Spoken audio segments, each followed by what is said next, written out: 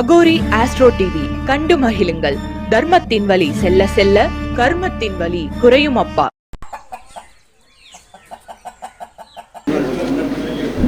இப்பொழுது வந்து பார்த்தீங்கன்னா தாந்திரிக சக்கரவர்த்தி சிவகாசி கண்டெடுத்த சிங்கம் குரு நாகராஜ் அவர்களை உரையாற்றுமாறு அன்புடன் கேட்டுக்கொள்கிறேன். வணக்கம். வாழ்க வளமுடன். குரு வாழ்க, குருவை துணை. முதல்ல ஒரு சின்ன விஷயம், அங்கங்கே நிற்கிறவங்க தயவுசெய்து உட்காருங்க.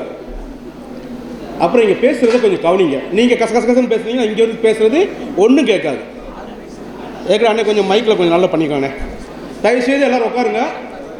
அப்புறம் வரக்கூடிய குருமார்களுக்கு ஒரு சின்ன வேண்டுகோள், தயவுசெய்து உங்களுக்கு கொடுக்கப்பட்ட டயத்தில் எங்களுக்கு 2 கருத்தை சொல்லுங்கள். ஆமாம் தானே? நானும் ரொம்ப எதிர்பார்க்குறேன். நீங்கள் எல்லாருமே தயவுசெய்து ஒரு ஜோதிட கருத்துக்களை சொல்லுங்கள். அதெல்லாம் நாங்கள் ரொம்ப எதிர்பார்த்துக்கிட்டு எக்ஸ்பெக்ட் பண்ணுறோம். அங்கேருந்து ரொம்ப பேர் எதிர்பார்த்துக்கிட்டு இருக்காங்க. சரி, இப்போ என்னை கூப்பிட்டுருக்காங்க பேசுகிறதுக்கு. ஏன்னா டைம் இங்கே இல்லை. நாங்கள் இங்கே வந்து மாதம் பேசுகிறவங்க ஆள் தான். நாங்கள் வரக்கூடிய காலத்துலேயும் பேச ரெடியாக இருக்கிறோம். அதனால் பெரிய குருமார்களுக்கு நாங்கள் அதாவது வழிவிடுறதுக்காக இருக்கோம். ஏன்னா அவங்களோட கருத்தை கேட்குறதுக்காக. இருந்தாலும் ஒரு 2 செய்தி மட்டும் சொல்லிட்டு போயிடலாம். ஏன்னா நேற்று நாங்கள் திருச்செங்கோட்டிலையும் அட்டன் பண்ணிட்டு வந்திருக்கோம். அங்கே சின்ன சின்ன விஷயங்கள் வந்தப்போ காலையில் நாங்கள் பேசும்போது சொல்லிக்கிட்டு இருந்தாங்க, குழந்தை பாக்கியம் சம்மந்தப்பட்ட விஷயம்லாம் சொல்லிக்கிட்டு இருந்தாங்க. அதெல்லாம் லேட்டாகுது இந்த காலத்தில் அப்படின்னு. அது உணவு முறை ஒன்று இருக்குது, ஜோதிட ரீதியாகவும் இருக்குது. அதை விட இன்னொரு முக்கியமான விஷயம் இருக்குது. அதாவது நம்ம நிலத்தை உழுது போடுறோம் இல்லையா, உழுது போட்டுட்டோம்னா எவ்வளோ நாளைக்குள்ள பயிரிடணும் அப்படின்னு ஒரு கணக்கு இருக்கு இல்லையா. அந்த காலத்தில் பார்த்தீங்கன்னா 14 வயசுக்கு வந்தாங்க, 15 வயசு 16 வயசில் கல்யாணம் பண்ணி கொடுத்துட்டாங்க. எல்லாருமே 5 குழந்தை 6 குழந்தை பெற்றவங்க தான் இங்கே இருக்காங்க. இன்றைக்கி 9 வயசுலேயே வயசுக்கு வந்துடுறாங்க. ஏன்னா உணவு பழக்கம். கல்யாணம் முடிக்கிறது 29 வயசு 33 வயசு 39 வயசில் கல்யாணம் முடிக்கிறாங்க. நிலத்தை உழுது போட்டு பிரயோஜனம் இல்லை. ஏன் நிலம்னு சொல்கிறேன்னா, ஜோதிடத்தில் ஒரு விஷயம் இருக்குது, பீஜஸ்புடம் சேத்திரஸ்புடம்னு 2 இருக்குது. ரைட்டுங்களா? சேத்திரம்னா இங்கே கற்பப்பைக்கு இணை. அங்கே நான் சேத்திரத்தை உழுது போட்டுட்டு பீஜத்தை வைக்கலைன்னு வச்சுக்கோங்க, முளைக்காது. சரி, உழுது போட்டு தரிசாக போகக்கூடாது. அதுக்காக தான் சொல்லுவார். அவங்கவுங்க குழந்தைகளுக்கு அதான் முதல்ல ஜோதிடர்கள் சொல்லுங்கள் தயவுசெய்து.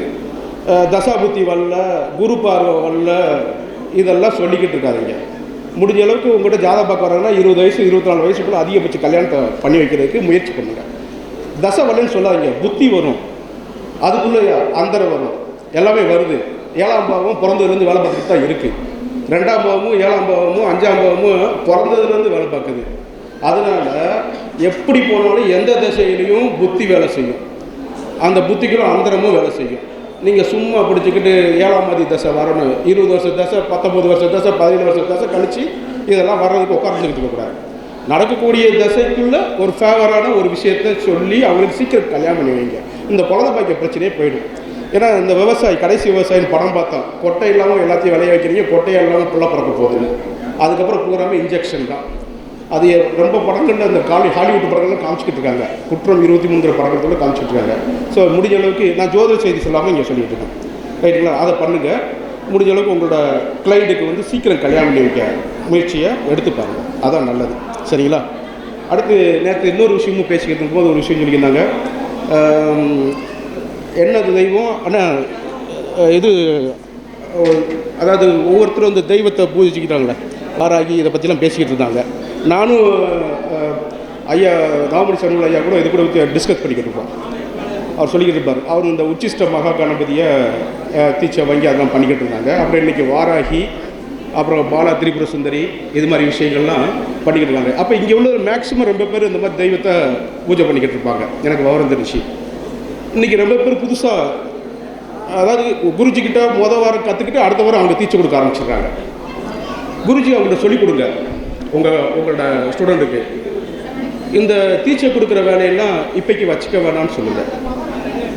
என்ன காரணம்னாங்கய்யா, வாராகி தீட்சை கொடுக்குறாங்க, அவங்களுக்கு ஒரு கேள்வி. அதாவது தசமகா வித்யாவில் ஒரு விஷயம் சொல்லியிருக்காங்க, எந்த ஒரு தெய்வத்தையும் அவ்வளோ சீக்கிரமாக வந்து நீங்கள் இது படிக்க முடியாது. அதுக்கு உங்களுக்கு ஒரு சின்ன விஷயம் தெரிஞ்சிருக்கணும். பஞ்சதசி இந்த வார்த்தை எத்தனை பேருக்கு இங்கே தெரியும்னு கேளுங்க. தீட்சை கொடுத்த குருமார்களுக்கே ரொம்ப பேருக்கு தெரியாது. பஞ்சதசிங்கிற வார்த்தை தெரியாது. அந்த பஞ்சதசி தெரிஞ்சால் மட்டும்தான் தீட்சை எடுக்க முடியும். அதை தெரிஞ்சவங்க அறிஞ்சவங்க அதை பண்ணவங்க மட்டும்தான் தீட்சை கொடுக்க முடியும். அதுவே இங்கே ரொம்ப பேருக்கு தெரியலை. பஞ்சதசின்னு ஒரு விஷயம் இருக்குது. அந்த பஞ்சதசினா 15, தசினா 10, பஞ்சனா 5, 15 விஷயம் இருக்குது.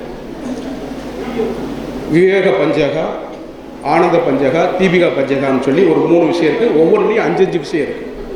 இந்த 15 விஷயம் தெரியாமல் ஒருத்தர் ஒரு தெய்வத்தை இதுவாக முடியாது, கொடுக்கவும் முடியாது. ஸோ இந்த ஒரு விஷயத்தை நல்லா அறிஞ்சிக்கிட்டு நீங்கள் எந்த குருநாதர்கிட்டையாவது நீங்கள் தீட்சை வாங்குறதா இருந்தால் அவருக்கு பஞ்சதசி தெரியுமான்னு கேளுங்க. அவர் நம்மளுக்கு அதை டீச் பண்ணுவாரான்னு கேளுங்க. பஞ்சதசியை நம்ம டீச் பண்ணுவாரா? டீச் பண்ணி அதெல்லாம் ஃபாலோ பண்ணதுக்கப்புறம் தான் நீங்கள் தெய்வத்தை டீச் எடுக்க முடியும். இதை மட்டும் நீங்கள் ஃபாலோ பண்ணிக்கணும். ஏன் இதை சொல்கிறேன்னா, ஜோதிடம் ஆன்மீகம் கலந்துருக்கிறதுனால இதை தெரிஞ்சுக்கிட்டு இதை நீங்கள் எடுங்க தயவுசெய்து.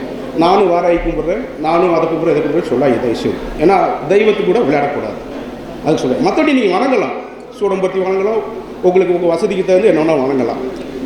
இதாக பண்ணாதீங்க, சரிங்களா? வாய்ப்பு கொடுத்த அண்ணன் சரவண பாரதி பாரதி அண்ணனுக்கு இந்த குழுவை சேர்ந்த, அதாவது நான் பார்க்குறேன் இந்த ஃபேஸ்புக்கில் ஐஸ்வர்யா அம்மா, குமார் அண்ணன், அண்ணன் பரணி பாரதி இவங்கெல்லாம் அந்த தொடர்ந்து அந்த விழாவை முன்னெடுக்கிறதுக்காக நல்லா விளம்பரம்லாம் கொடுத்து படிக்கிட்டு இருக்காங்க. அவங்களோட குழு வந்து நல்லா வேலை செய்கிறாங்க அந்த இதை முன்னெடுக்கிறதுக்காக. நான் இந்த குழு இன்னும் நான் ஏற்கனவே சொன்ன மாதிரி இன்னும் இந்த இது இல்லாமல் இன்னும் பெரிய லெவலில் பண்ணணும் அப்படின்னு நான் வாழ்த்துக்களை தெரிவிச்சுக்கிறேன். நன்றி, வணக்கம். வரக்கூடிய குருமார்கள் கொஞ்சம் ஜோதிட கருத்துக்களை சொல்லுங்கள், அவர்கிட்ட வந்து ரொம்ப எக்ஸ்பெக்ட் பண்ணுறோம். சுருக்கமாக சொல்லுங்கள். மகிழ்ச்சி, வாழ்க வளமுடன்.